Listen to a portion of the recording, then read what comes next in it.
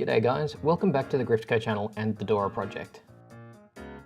Today we're going through some preventative maintenance tips to keep you on the water instead of stuck on the side of the road or in your house. DORA and the trailer are 15 years old, so there's a few things that need some attention before they could cause an issue. The key things we're going to take a look at are the trailer hardware, ancient tyres, wheel bearings, motor servicing and a hull checkup. So starting with the rusted hardware, you may think that it's probably harmless, but you got to remember that you're relying on this hardware to hold your boat up. A busted bolt may lead to uneven pressure and possibly a cracked hull after prolonged vibration in a worst case scenario. So changing and servicing your bolts and your nuts will ensure you can easily resolve issues on the side of the road. It's also a really good chance to grease your rollers and tune the position of everything for easier launching at the boat ramp. So rubber hardens and changes composition with age and being exposed to the elements.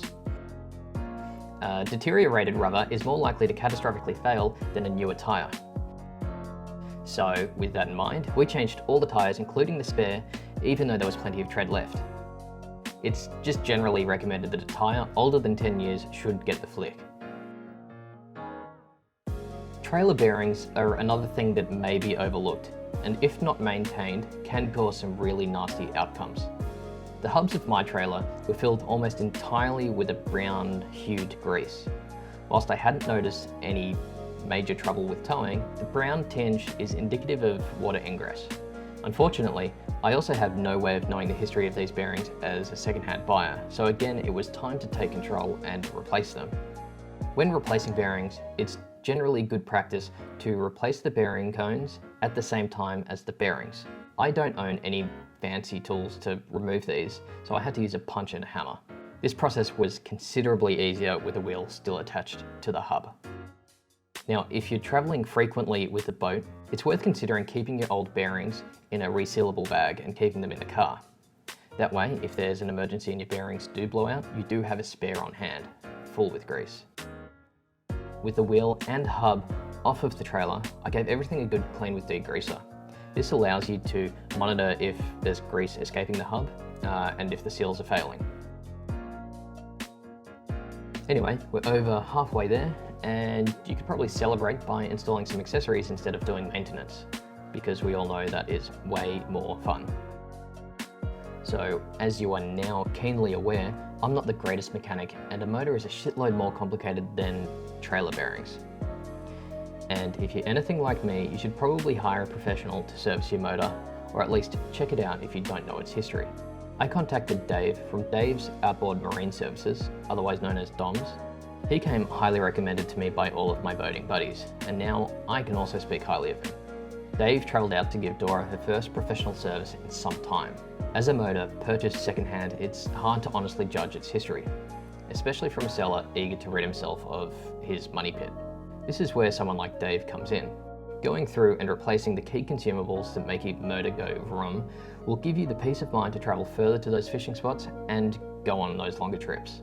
So here's the basic rundown of what Dave did to DORA. He replaced the gearbox oil, the motor oil, spark plugs, fuel filter, oil filter, internal anodes, water impeller, impeller key, and propeller. Just to remind you, the premise of this video isn't about fixing issues, it's all about preventing them. When Dave removed the impeller, he noticed the key that drives the impeller was in poor shape. Whilst the motor still ran, if this key disintegrated further, it could stop the impeller from spinning and inevitably cooking the engine. Money spent is actually money saved, and we're avoiding headaches. If you're in Sydney and you're keen to give Dave's services a try, check out the details in the description of the video. And now we're up to the last little stage. You might be wondering what you could possibly do to maintain your aluminium hull to keep you on the water for longer. So my current predicament has left me so that hosing down my boat at home is a real struggle. I wanted to experiment to see if I could minimize the time it takes to wash down the boat, or occasionally negate the need to on a very rare occurrence. So my attention was drawn to ceramic coating of cars and how water beads off of the hydrophobic surface. I wanted to experiment with this new tech and see what sort of longevity it has on an aluminium tinning. My first step was to clean the bare aluminium surface with an aluminium cleaner and a Scotch-Brite wheel. It's a bit of an arduous process, but the hull cleans up beautifully and looks brand new, which is almost reason enough to do it. Whilst cleaning the hull, it's a very good time to check for any nasty scratches, dents, signs of electrolysis, as well as potential cracks. It's important to pay close attention around your rollers and sliders to see if there's any uneven pressure like we discussed earlier in the video. You can see the stark difference between 15 years of use and a quick hour's worth of work.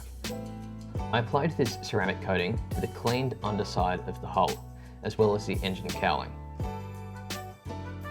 Now, I desperately wanted to see if I could get the crazy beating results you see on the cars.